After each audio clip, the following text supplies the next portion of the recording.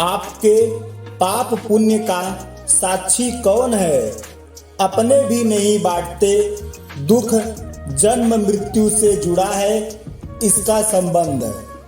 वेद और पुराणों के अनुसार जब कोई व्यक्ति इस संसार में अकेला जन्म लेता है और फिर मृत्यु के बाद परलोक की ओर अग्रसर होता है तो उसके अपने परिजन मुक्तिधाम जाने के पहले ही छूट जाते हैं।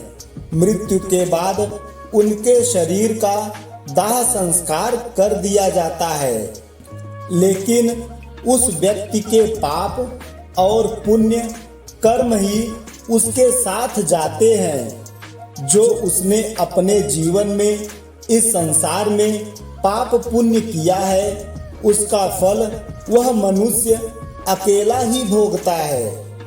इससे हमारे मन में एक सवाल उठता है, जब हम इस संसार में अकेले ही आते हैं और अकेले ही जाते हैं तो फिर हमारे पाप और पुण्य कर्मों के साक्षी कौन होते हैं? शास्त्रों के अनुसार जिस तरह चंद्रमा दिन में और सूरज रात में नहीं दिखाई देता, परंतु दोनों में से कोई एक हर समय जरूर रहता है, वहीं जिस तरह अग्नि लगातार नहीं जलती है, ऐसे ही संसार में कुछ तो ऐसा है जो हमेशा व्यक्ति के साथ मौजूद रहता है।